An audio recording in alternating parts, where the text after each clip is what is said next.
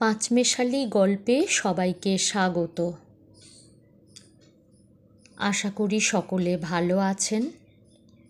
পাঁচমেশালি গল্পে আমি বন্দনা।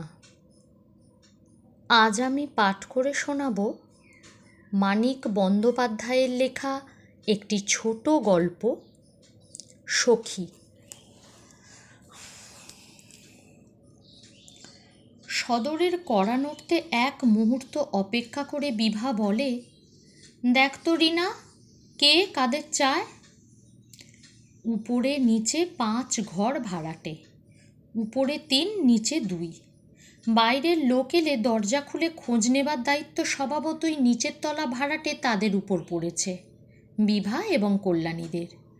সদর থেকে ভিজে স্যাঁতস্যাঁতে একরত্তি উঠানটুকু পর্যন্ত সরু প্যাসেজের এপাশের ঘরটা তাদের, ওপাশেরটা কল্যাণীদের। ভিতরে আরও একখানা করে ছোট ঘর তারা পেয়েছে, কিন্তু রান্নাঘর মোটে একটি। কল্যাণীরা রান্নাঘরের ভেতরে রাঁধে, বিভা রাঁধে বারান্দায়।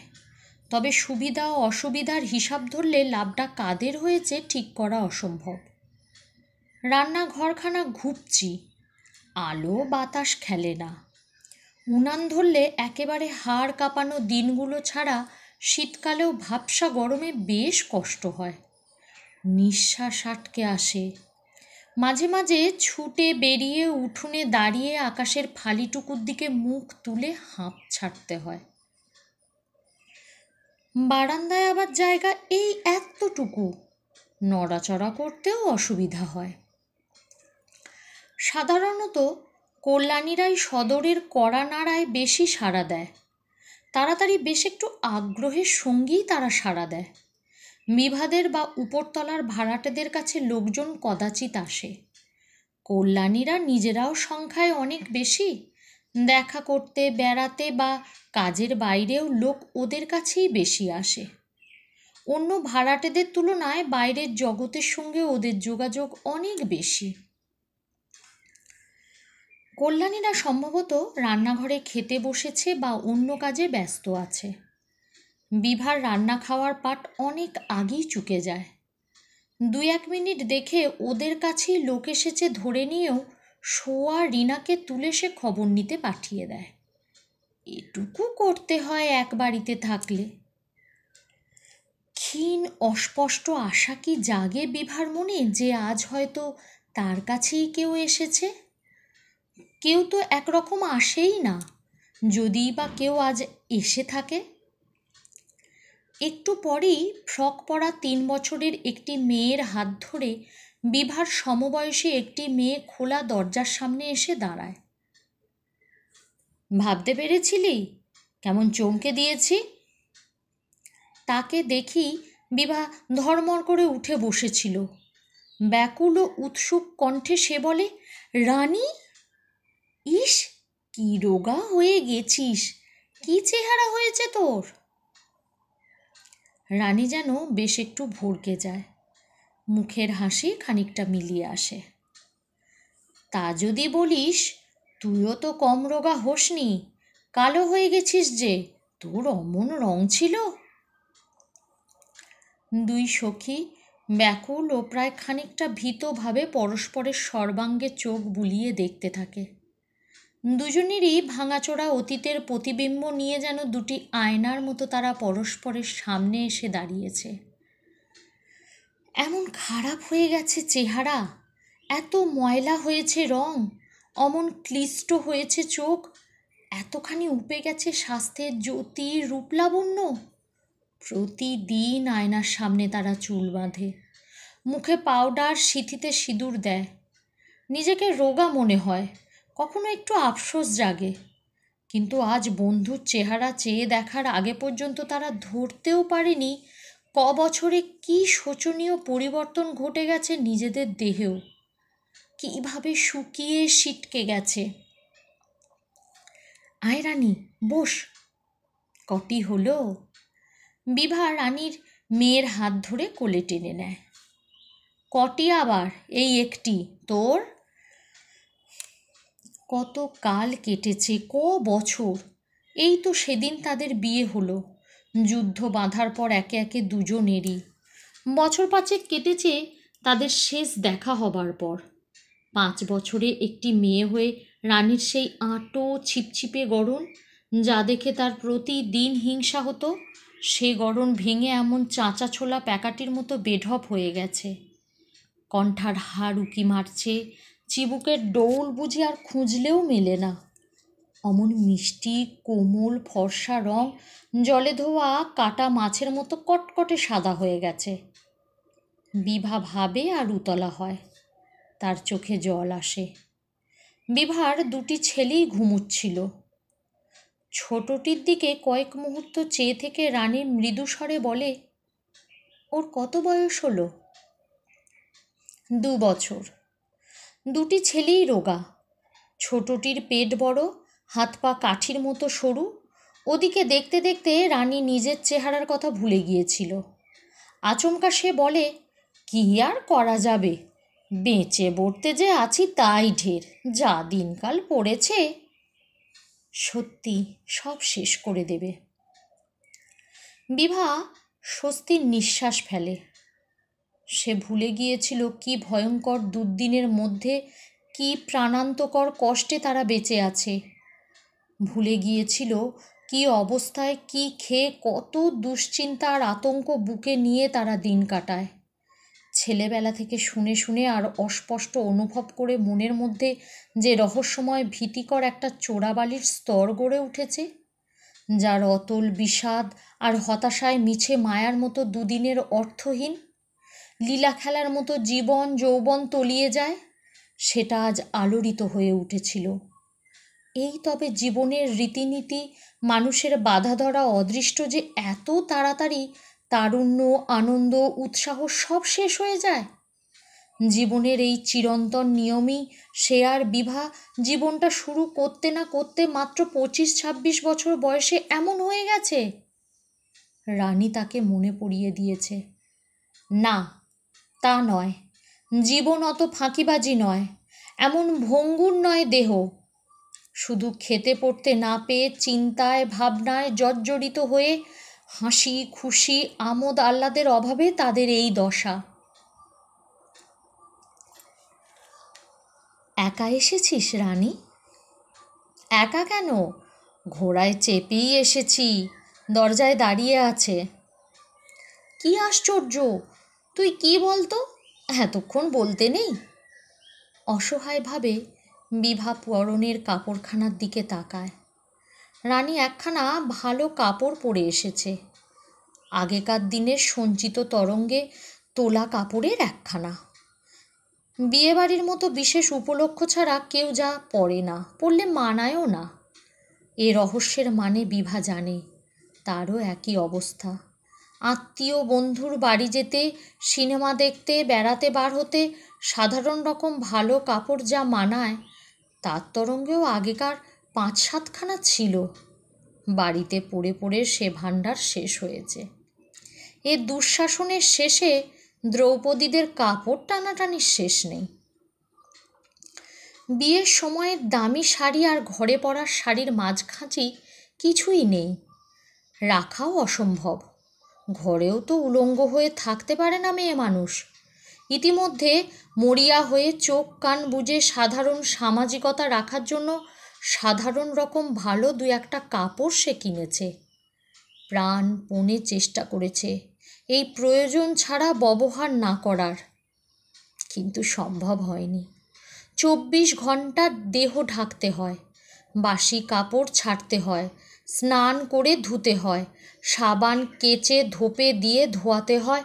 নিত্যকার এই চলতি প্রয়োজনের দাবি সবচেয়ে কঠোর। তাই ভাবতে হয়েছে, এখনকার মতো পরে কটা দিন চালিয়ে দিই। উপায় কি, ধোপ দিয়ে এনে তুলে রাখব। তুলে রেখেছে, কিন্তু বেশি দিন তুলে রাখা যায়নি। আলনার শাড়ি 2খানা একটি পরনের খানার মতোই ছেঁড়া, অন্যটি বড় বেশি ময়লা। বাক্স কি খোলা যায়? রানীর স্বামী সদর দরজায় দাঁড়িয়ে আছে, এখন কি অত সমারোহ করা চলে? হাত বাড়িয়ে সে ময়লা কাপড়খানায় টেনে নেয়। কল্যাণী অমিয়কে জিজ্ঞাসা করছিল, কাকে চান? কল্যাণী বিভার চেয়ে 10 বছরের বড় হবে, তার বেশি নয়। তার 2টি ছেলে মেয়ে, সংসারে 11 জন লোক। সেই চাপে তার লজ্জা শরম মুষড়ে গেছে। আঁচিয়ে উঠে সদরে মানুষ দেখে এক কাপড়ে সে অনায়াসে তার প্রয়োজন জানতে এসেছে। তার সংকোচ নেই, দ্বিধা নেই, অস্বস্তি নেই। দাসীর মতো দেখায় না রানীর মতো দেখায় বাইরের অজানা লোকের? চোখে কেমন লজ্জাকর ঠেকে এ চিন্তার অঙ্কুরও বুঝি আর গজায় না তার মনে। এমন শক্ত অনুর্বর হয়ে গেছে তার মধ্যবিত্তের অভিমান। কিন্তু কি ভয়ানক কথা, নিজেও বিভাজে এগিয়ে এসেছে ব্লাউজ না গায়ে দিয়েই। এটা তারও খেয়াল হয়নি। তাড়াতাড়ি ছিঁড়ে যায় বলে 10টা নাগাদ বাড়ির পুরুষেরা অফিসের কাজে বেরিয়ে গেলেই সে ব্লাউজ খুলে ফেলে। বিকালে পুরুষদের ফেরার আগে এক্কেবারে গা ধুয়ে আবার তা গায়ে দেয়। খালি গায়ে থাকাটা কি তারও অভ্যাস হয়ে গেল কল্যাণীর মতোই? দাসী চাকরানি মজুরানির মতোই? কান দুটো গরম হয়ে ওঠে বিভার। আমাদের এখানে এসেছেন, সে কল্যাণীকে বলে। সেই যে রানীর কথা বলেছি আপনাকে, আমার ছেলেবেলার বন্ধু, তার স্বামী। আপনার অসুখ নাকি? কল্যাণী বিনা ভূমিকায় প্রশ্ন করে। অসুখে পড়েছিলাম, এখন সেরে উঠেছি। কল্যাণী বোধহয় কথাটা বিশ্বাস করে না। অমিয়র চেহারায় সেরে ওঠার লক্ষণ খুঁজে পাওয়া সত্যই কঠিন। কোনো রোগ সেরে গেলে এরকম চেহারা হয় না মানুষের। রোগ বজায় থাকলেই হয়। কালি পড়া চোখে শুধু তার দৃষ্টিটা উজ্জ্বল ঝকঝকে। ওহো, মনে পড়েছে, কল্যাণী আচমকাই বলে। আপনারই গুলি লেগেছিল। কাগজে পড়ে বিভা বলেছিল আপনার কথা। এত বড় কথাটা ভুলে যাবার জন্য কল্যাণী অপরাধীর মতো হাসে। অসুখও হয়েছিল, অমিয় বলে। 10 মিনিটের বেশি অমিয় বসে না। কাজে যাবার পথে সে রানীকে শুধু পৌঁছে দিতে এসেছে। বেচারির গুলিও লেগেছে, সরকারি দপ্তরের চাকরিটিও গেছে। বন্ধুরা একটি কাগজে মোটামুটি একটা কাজ জুটিয়ে দিয়েছে। ঘটনাচক্রে কাগজটি আবার সরকার বিরোধী। কাগজটাই কবে বন্ধ হয়ে যায় তার ঠিক নেই। কিন্তু অমিয়কে বিশেষ শঙ্কিত মনে হলো না, বরং কেমন একটা বেপরোয়া ভাব এসেছে। কি জানেন, সব 19 আর 20, সে বিভাকে বলে। ও ছাতার চাকরি থেকেই বা কি এমন স্বর্গলাভ হচ্ছিল? ঘরে বাইরে চাকরির মর্যাদা রাখতে প্রাণ যায় যায় অবস্থা। নিজের মনটাও মানে না। যেমন হোক চাকরি তো করি, মাস গেলে মাইনে তো পাই, যা হোক। একদম মিনিমাম ভদ্রলোকের স্ট্যান্ডার্ড তো অন্তত রাখতে হবে। সে এক ছুঁচো গেলার অবস্থা। পেটও ভরাতে পারি না, না খেয়েও মরতে পারি না। এখন শালা বেশ আছি, হয় এসপার নয় ওসপার, ব্যাস। অনায়াসে বিনা দ্বিধা সংকোচে সে বিভার সামনে শালা শব্দটা উচ্চারণ করে। সত্যই করে। কি ছোট লোক হয়ে গেছে শিক্ষিত মার্জিত ভদ্র সন্তান। পাশে কোথাও রেডিওতে মিষ্টি অলস সুরে গান বাজছে। উঠোনে এঁটো বাসনের ঝনঝনানি। কল্যাণীদের বাসনের সঙ্গে দোতলার এঁটো বাসনও উঠোনে এসে জড়ো হচ্ছে। একসঙ্গে ছোট ছেলে মেয়ে কাঁদছে 3টে অথবা 4টে, সংখ্যাটা ঠিক ধরা যায় না। উঠে দাঁড়িয়ে অমিয় বলে, আপনার চিঠি পাবার পর থেকে বাড়ি বয়ে এসে ঝগড়া করার জন্য কোমর এঁটে বসেছিল। আমার অসুখের জন্য দেরি হয়ে গেল। কিসের ঝগড়া বলেনি? চিঠিটা পড়ে কেবলই বলতো, দেখলে, ছেলেবেলার বন্ধু, কত ভাবছিল। কাগজে গুলি লাগার খবর পেয়ে একটা চিঠি লিখে দায় সেরেছে। কর্তাটাকে পাঠিয়েও তো খবর নিতে পারত। ওহো, এই ঝগড়া? বিভা সত্যই বিব্রত বোধ করে। যাব মনে করেছিলাম, ওকে তাগিদও দিয়েছি। 1 মাসের ওপর যাব যাব করছেন, কিন্তু যেতে পারেননি। কোটরে বসা চোখের উজ্জ্বল দৃষ্টিতে সোজা বিভার মুখের দিকে তাকিয়ে 10 মিনিটে গড়া আশ্চর্য অন্তরঙ্গতায় মুখের কথা কেড়ে নিয়ে অমিয় সহজ সহানুভূতির সায় জানিয়ে বলে, আপিস, ছেলে পড়ানো, বাজার, রেশন, কয়লা, ওষুধ, ডাক্তার, কি করেই বা পারবেন?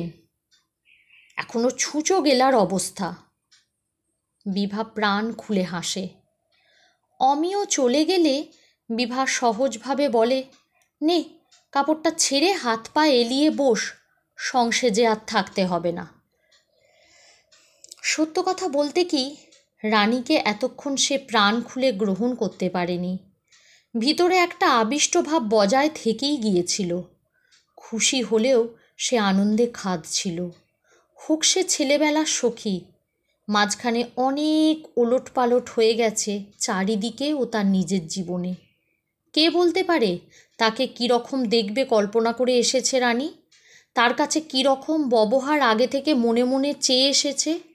হয়তো অনেক কিছু অন্যরকম দেখে তার ভালো লাগছে না, হয়তো সে ভুল বুঝছে তার কথা ও ব্যবহার, আরও হয়তো ভুল বুঝবে। এই একখানা আর পাশের আধখানা নিয়ে 1.5খানা ঘরে কত দিকে যে বিষিয়ে গেছে জীবনটা, সে নিজেই কি খানিক খানিক জানে না?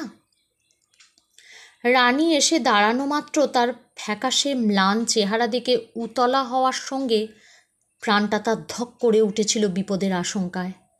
তার সখী এসেছে। এককালে দিনে অন্তত একবার যাকে কাছে না পেলে সে অস্থির হয়ে পড়ত, এত দিন পরে সেই সখী এসেছে তার ঘরের দরজায়। আনন্দে উচ্ছ্বসিত হয়ে ওকে তো সে অভ্যর্থনা করতে পারবে না। হেসে কেঁদে অনর্গল আবোল তাবোল কথা যা মনে আসে বলে গিয়ে প্রমাণ দিতে পারবে না যে সে কৃতার্থ হয়েছে। সে সাধ্য তার নেই। হাজার চেষ্টা করেও বেশিক্ষণ সে আনন্দ উচ্ছ্বাস বজায় রাখতে পারবে না। ঝিমিয়ে মিয়ে তাকে যেতেই হবে। কি ভাববে তখন রানী? কি বিশ্রী অবস্থার সৃষ্টি হবে? আরও ভেবেছিল, বিকাল পর্যন্ত যদি থাকে, চায়ের সঙ্গে ওকে কি খেতে দেবে? ওর মেয়ে যদি দুধ খায়, দুধ কোথায় পাবো? শ্রান্তিতে যদি ওর হাই ওঠে, বিছানায় কি পেতে দিয়ে ওকে আমি শুতে দেব? 10 মিনিটের মধ্যে অমিয় তাদের সখীত্বকে সহজ করে বাস্তবের দৃঢ় ভিত্তিতে প্রতিষ্ঠিত করে দিয়ে গেছে। বিভার আর কোনো ভয় নেই, ভাবনা নেই, সংকোচও নেই। কারণ কোনো অভাব, কোনো অবস্থার জন্য রানী তাকে দায়ী করবে না। তার মেয়ে দুধের খিদেয় কাঁদলে সে যদি শুকনো 2টি মুড়ি শুধু তাকে খেতে দেয়, তাতেও নয়। চাদরের বদলে ময়লার ন্যাকড়া পেতে দিলেও গা এলিয়ে রানী তাকে গাল দেবে না মনে মনে। এটুকু অমিয় তাকে বুঝিয়ে দিয়ে গেছে। ময়লা শাড়িখানা পরে রানীও যেন বাঁচে। একটা পান দে না বিভা। কোথা পাবো পান? ত্যাগ করেছি। মাসে 3-4 টাকা খরচ, কি হবে পান খেয়ে? একটা লবঙ্গ মুখে দিলে মুখশুদ্ধি হয়। নে। বিভার বাড়ানো হাতে প্লাস্টিকের চুড়ি নজর করে রানী হাসে। তুইও ধরেছিস? ভাগ্যে ফ্যাশনটা চালু হচ্ছে, সোনা না দেখে লোকে কিছু ভাবে না। ফ্যাশন কি এমনি চালু হয়? যেমন অবস্থা তেমন ফ্যাশন। সোনা নেই তোর? টুকটাক আছে। তোর? 4 গাছা চুড়ি, সরু হাটটা আর কানপাশা। ও বছর টাইফয়েডের এক পালা গেল। তারপর আমার কপাল টানল হাসপাতালে। মরবে জেনেও কেন যে পেটে আসে বুঝি না ভাই। আমাকেও প্রায় মেরেছিল। কি যে কষ্ট পেলাম এবার, অথচ দেখ এ দুটোর বেলা ভালো করে টেরও পাইনি। দিনকাল খারাপ পড়লে কি মানুষের বিয়নেরও কষ্ট বাড়ে? বাড়ে না? খেতে পাবে না, মনে শান্তি থাকবে না, গায়ে পুষ্টি হবে না, বিয়লেই হলো। 2 সখী অদ্ভুত এক জিজ্ঞাসার ভঙ্গিতে চোখে চোখে তাকায়। দুজনের মনে একসঙ্গে একই অভিজ্ঞতা, একই সমস্যা জেগেছে। আজ দুজনের নিরিবিলি দুপুরে কাছাকাছি আসার সুযোগে পরস্পরের কাছে প্রশ্নটা তাদের যাচাই করে নিতেই হবে। জানতে হবে খাপছাড়া অদ্ভুত একটা ফাঁদে পড়ার যে রহস্যময় ব্যাপারটা নিয়ে যন্ত্রণার অন্ত নেই, সেটা শুধু একজনের বেলায় ঘটছে না দুজনেরই সমান অবস্থা। বুঝতে হবে কেন এমন হয়, এমন অঘটনের মানে কি। রানী বলে, বল না, তুই আগে বল। আগেও ঠিক এমনিভাবেই জীবনের গহন গভীর গোপন রহস্যের কথা উঠত। কেউ একজনের মুখ খোলার আগে চোখে মুখের ভাবভঙ্গি দেখে দুজনেই টের পেত যে জগতের সমস্ত মানুষের কাছ থেকে আড়াল করা শুধু তাদের দুই সখীর প্রাণের কথা বলা বলি হবে। বিভা বলে, কিছু বুঝতে পারি না ভাই, এরকম যাচ্ছে তাই শরীর, কি যে খারাপ লাগে বলার নয়। তবু আমার যেন বেশি করে ভূত চেপেছে। বিয়ের পর 2-1 বছর সবারই পাগলামি আসে। ও বাবা, এখন যা দাঁড়িয়েছে তাতে তখন রীতিমতো সংযমী ছিলাম বলা চলে। আগে ভাবতাম ও বেচারির দোষ। ঝগড়া করে ও ঘরের ঘুপটির মধ্যে বিছানা করে শোয়ার ব্যবস্থা করেছিলাম। তখন টের পেলাম কী বিপদ, আমারও দেখি মরণ নেই। ঘুম আসবে ছাই, উঠে এসে যদি ডাকে ভেবে কি ছটফটানি আমার। বিশ্বাস করবি, থাকতে না পেরে শেষে নিজেই এলাম। রানী একটু হাসে। উঠে এসে বললি তো একা শুতে ভয় করছে। তোরও তবে ওই রকম? বিভা যেন স্বস্তি পায়। কি তবে, তোর একরকম আর আমার অন্য রকম? দুই সখী আশ্চর্য হয়ে পরস্পরের মুখের দিকে চেয়ে থাকে। রানী বলে, তবে আমার আজকাল কেটে যাচ্ছে অন্যদিকে মন দিতে হয়, তোরও কেটে যাবে। একটু ভেবে রানী আবার বলে, আমার মনে হয় এ একটা ব্যারাম। ভালো খেতে না পেলে ভাবনায় চিন্তায় কাহিল হলে এরকম হয়। ছেলেপিলেকে দেখিস না, পেটের ব্যারাম হলে বেশি খাই খাই করে, চুরি করে যা তা খায়। চুরি করেও খাস না কি তুই? দুই সখী হেসে ওঠে।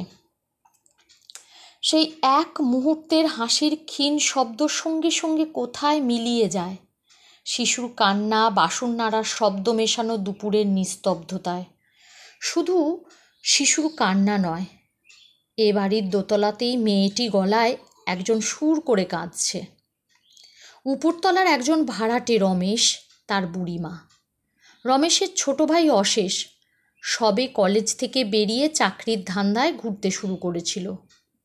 কদিন আগে টিবি রোগে সে মারা গেছে। এই সেদিন দেখেছি চলাফেরা করতে। বিভা হঠাৎ শিউরে উঠে বলে, দিন রাত ঘুরে বেড়াতো, ওর সঙ্গে তর্ক করতো আমরা স্বাধীনতা পেয়েছি কি না। এই বিছানায় বসে একদিন রাত্রে কথা কইতে কইতে কাঁদতে শুরু করলো। এক ঝলক রক্ত উঠে চাদরে পড়ল। কীরকম ভ্যাবাচাকা খেয়ে যে চেয়ে রইল ছেলেটা। আগে একটু আধটু রক্ত পড়েছে, গ্রাহ্যও করেনি। সেদিন প্রথম বেশি পড়ল। নিজের শরীরটাকে পর্যন্ত গ্রাহ্য করে না। কি যে হয়েছে আজকালকার ছেলেরা। আনমনি কি যেন ভাবে, একটু ম্লান হেসে বলে, প্রথমে ঠিক হয়েছিল চাদরটা পুড়িয়ে ফেলব, কিন্তু তাহলে সঙ্গে সঙ্গে আবার একটা চাদর কিনতে হয়। শেষ পর্যন্ত তাই। এ কথাটাও বিভা শেষ পর্যন্ত বলে উঠতে পারে না, আবার আনমনা হয়ে যায়। কি ভাবি জানিস রানী, শুধু শাক পাতা আর পচা চালের দুমুঠো ভাত খায়, না এক ফোঁটা দুধ, না এক ফোঁটা মাছ। এই খেয়ে আপিস করা, রাত 9টা পর্যন্ত ছেলে পড়ানো। একদিন যদি ওই রকম কথা কইতে কইতে কাঁদতে শুরু করে, আর এ কথারও শেষটা মুখে উচ্চারণ করা অসম্ভব। রানী অসম্ভবকে সম্ভব করে যোগ দেয়। রক্তে বিছানা যদি লাল হয়ে যায়। আমিও আগে এরকম আবোল তাবোল কত কি ভাবতাম। রক্তে একদিন রাস্তায় লাল হয়ে গেল, আর ভাবি না। কি আছে অত ভয় পাবার, ভাবনা করার? সংসারে কুলি মজুরও তো বেঁচে আছে। বেঁচে থাকবে। গল্প পাঠ ভালো লাগলে লাইক, কমেন্ট, শেয়ার করবেন। আর আমার আরও গল্প শুনতে হলে আমার চ্যানেলটিকে সাবস্ক্রাইব করে আমার পাশে থাকবেন।